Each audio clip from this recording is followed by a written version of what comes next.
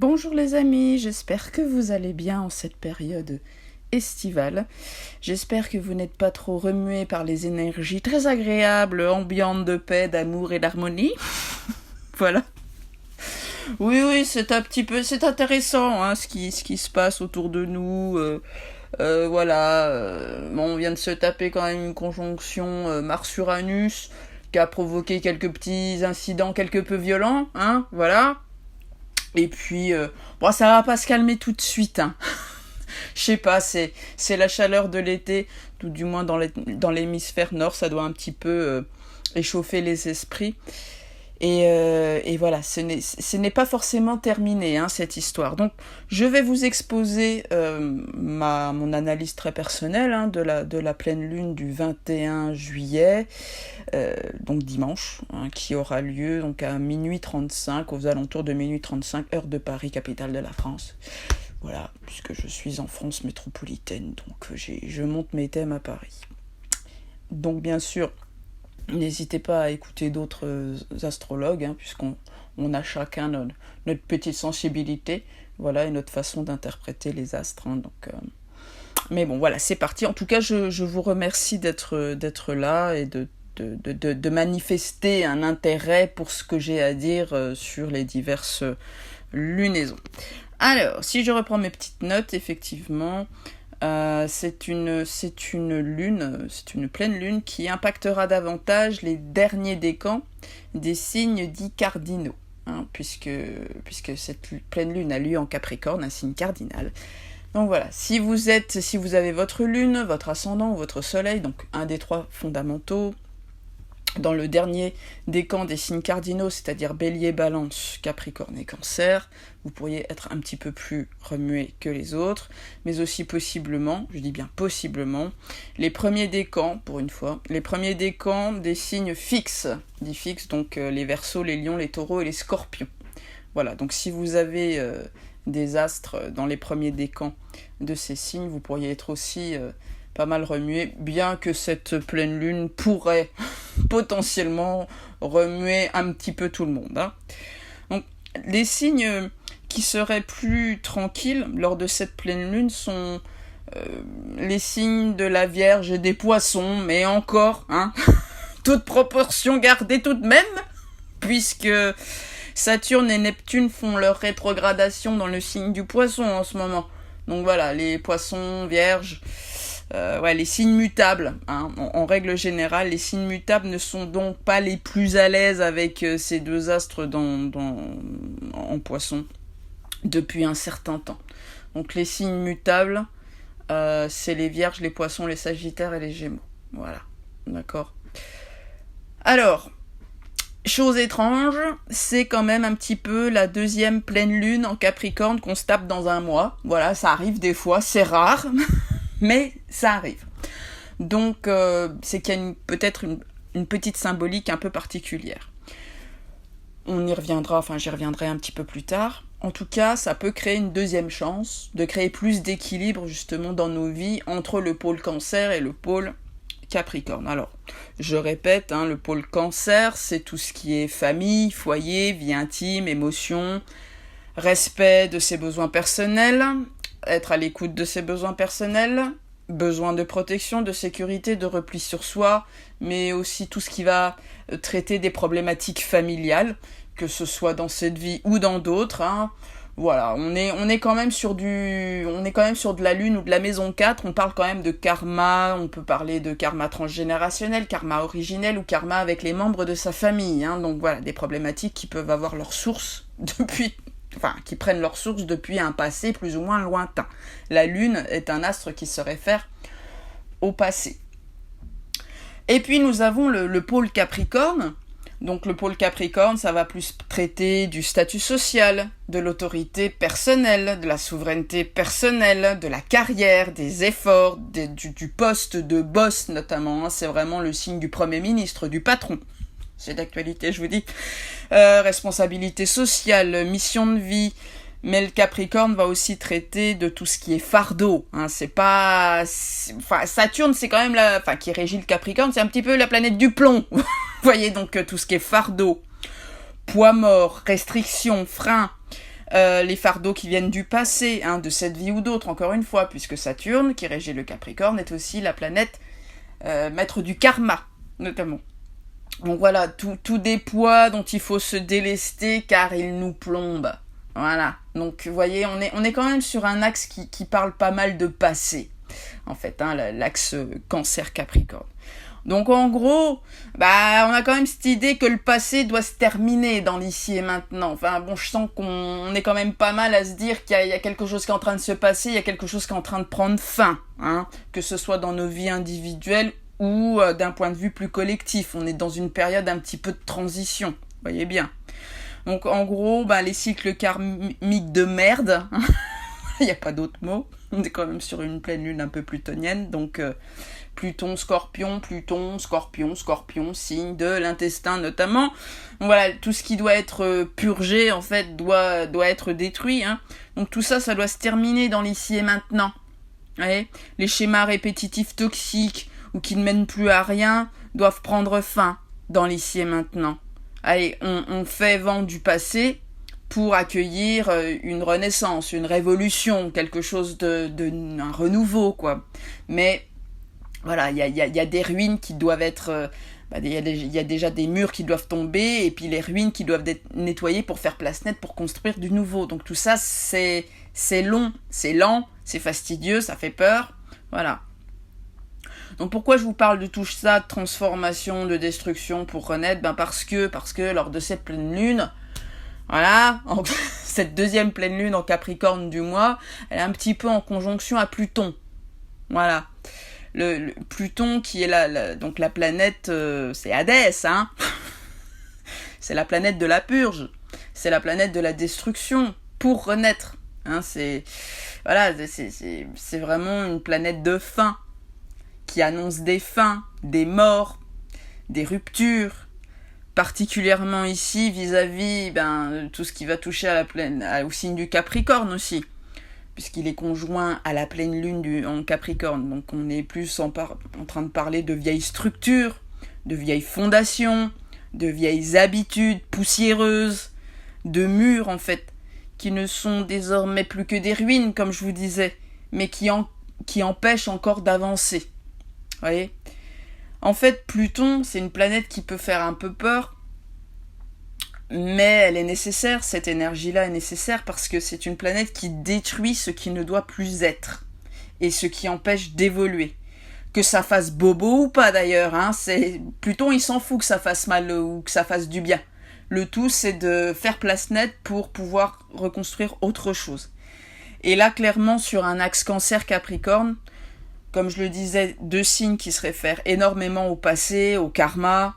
Il faut que le passé meure d'une manière ou d'une autre pour qu'une transformation arrive.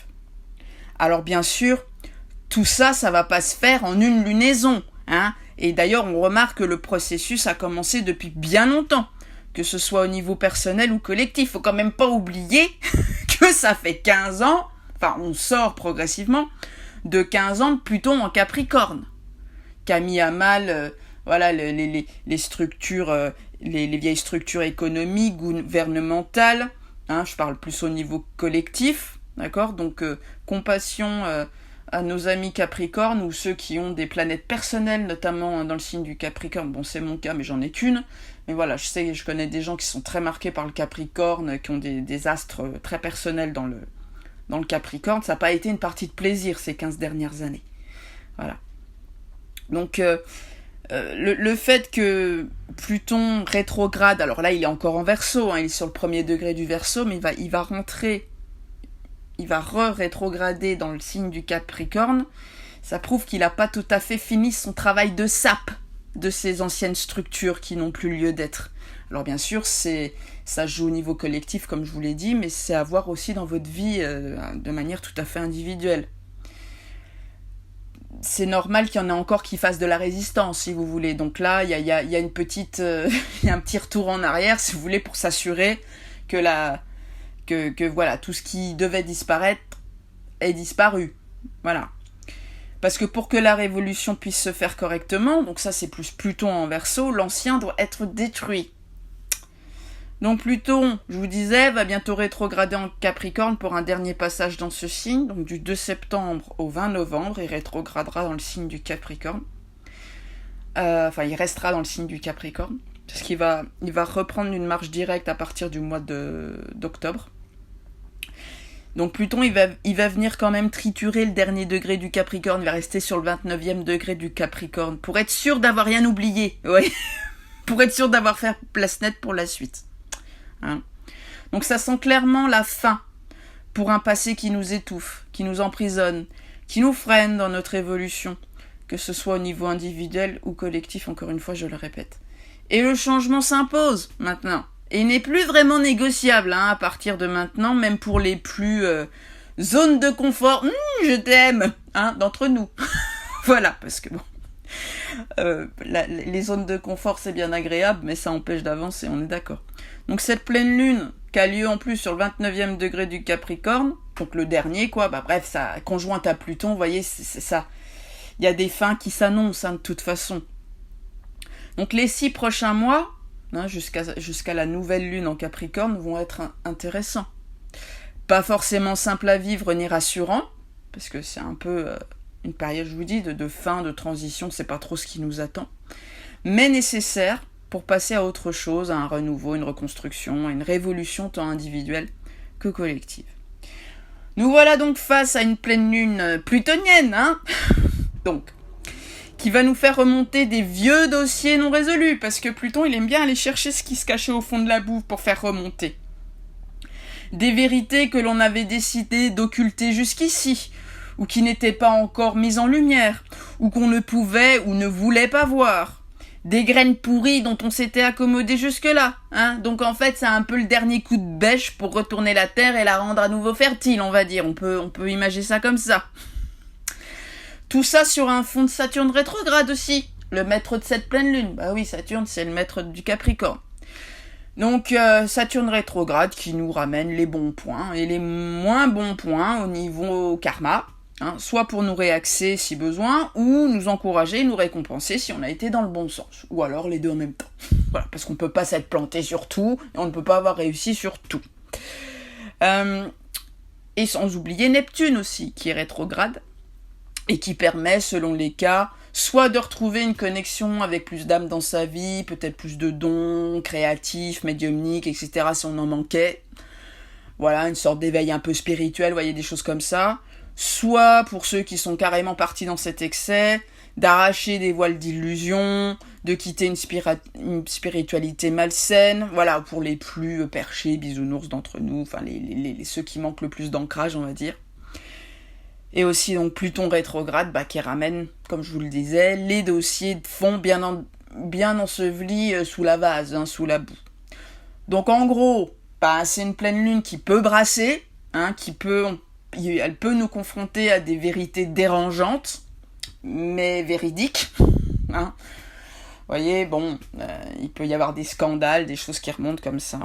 Bref, la vase qui remonte, quoi. On peut dire qu'en gros, la démolition de ce qui doit disparaître est en marche. Voilà. Il y a des choses, sous ces périodes de planètes lentes, en rétrogradation, encore il manque Uranus, je crois, oui, c'est ça. Et Jupiter, qui sont pas encore en rétrogradation, mais on est quand même dans une phase où il y a des choses qui se préparent beaucoup en coulisses. Vous voyez ? Donc peut-être qu'une fois que les planètes lentes repartiront les unes après les autres en marche directe, à commencer par Pluton en octobre, on verra un petit peu les résultats de tout ce qui s'est préparé en coulisses, voyez. Donc dans cette période de grande et profonde restructuration qui durera plusieurs semaines, voire plusieurs mois, il faudra faire attention aux excès d'ego, particulièrement lors de cette lunaison. C'est une lunaison qui va ramener pas mal d'ego. Donc chacun d'entre nous pourra éventuellement vouloir se la péter en prétendant être le plus légitime pour monter sur le trône.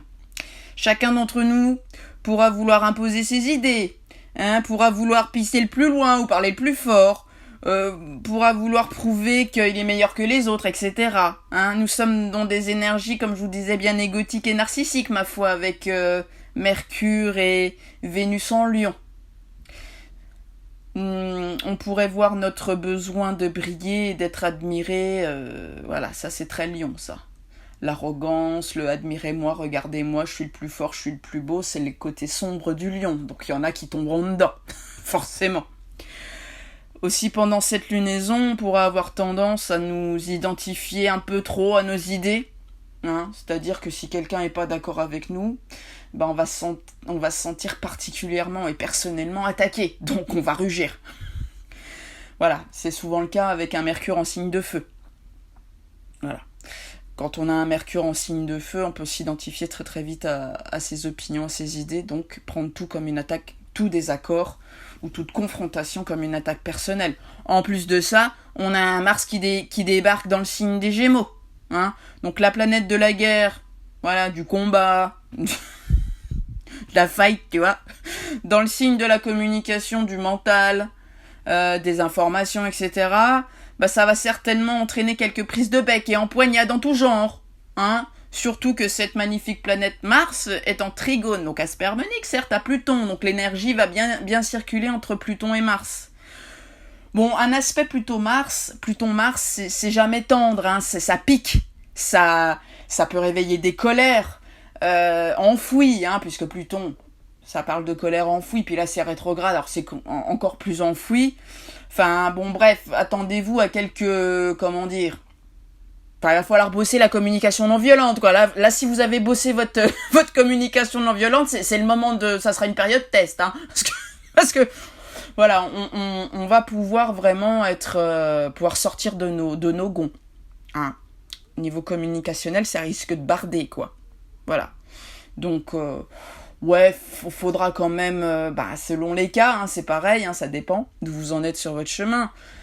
C'est vrai que ce genre d'aspect aidera les plus craintifs et effacés d'entre nous à fermer le caquet à ceux qui les étouffent ou qui cherchent depuis trop longtemps à les faire taire ou à ce qu'ils prennent pas leur juste place, etc. Mais pour les profils les plus autoritaires, dirigeants, contrôlants, bon, on va dire que ça va pas s'adoucir hein, pendant cette lunaison, voyez. Il y aura combat de coq en tout genre, guerre des chefs. Si vous reconnaissez là-dedans, dans ce que je dis, une situation particulière qui nous touche tous, du moins en France, ce n'est absolument pas volontaire, hein. Ce sont les planètes. Donc, on pourrait peut-être avoir affaire à une certaine défense de territoire ou des choses comme ça. Donc ça, c'est à voir au cas par cas selon la réalité de chacun. Voilà, mais voilà. Attendez-vous quand même à quelques disputes...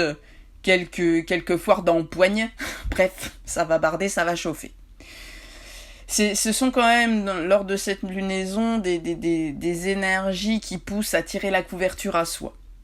Donc ceux qui ont déjà cette fâcheuse attitude, ça va se voir encore plus, ou disons que ça va apparaître au grand jour, et ceux qui n'osent pas exister, qui s'excusent d'exister, ça risque de changer. Hein. Vous pouvez être plus... contestataire, plus revendicateur de votre identité, de votre place, etc. Donc ça dépend, hein, ça pourra en aider certains, ça pourra ça pourra rendre encore plus désagréable d'autres personnes, voilà, qui se la pètent déjà un petit peu. Donc est-ce qu'on aurait un petit peu de douceur dans tout ça ? Ma foi, on va appeler Vénus au secours. Alors Vénus, elle est en aspect harmonique avec Jupiter, c'est un sextile.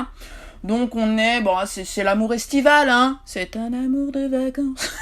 Enfin voilà, donc on est dans, alors soit de l'amour léger, romantique, ça peut aussi amener des réconciliations, de l'apaisement dans certaines relations, voilà, c'est du soft, hein, Vénus, Jupiter, c'est les sentiments qui sont décuplés, mais attention, toujours, aux lunettes roses, hein. Attention tout de même à ne pas se laisser illusionner par les hormones en ébullition en cette période. Attention à pas trop croire au prince charmant ou à la princesse charmante encore, puisque d'une part nous avons toujours Lilith qui est opposée à Neptune, donc qui peut créer des mauvaises intuitions, des mauvaises perceptions, Voilà, des guides de l'ombre qui vous parlent et qui vous font passer qui se font passer pour des guides de lumière. Vous voyez des ressentis qui sont pas forcément les bons. Bref, il peut y avoir un petit peu brouillage de connexion, on va dire.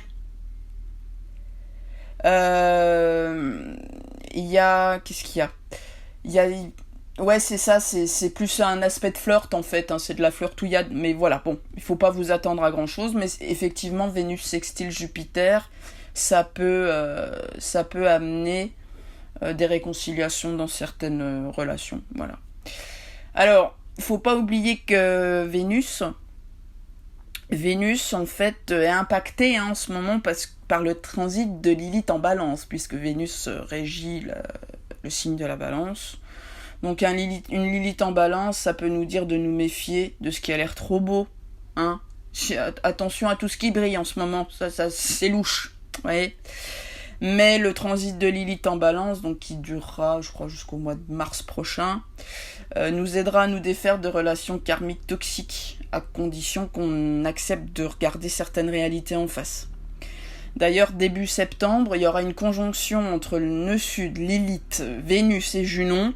Donc là, bon, moi je l'interprète comme ça en tout cas, il y a beaucoup de contrats karmiques pourris qui pourront prendre fin. Vous voyez, des relations tierces, toxiques, etc. Voilà. Mais pas forcément dans la douceur par contre, hein.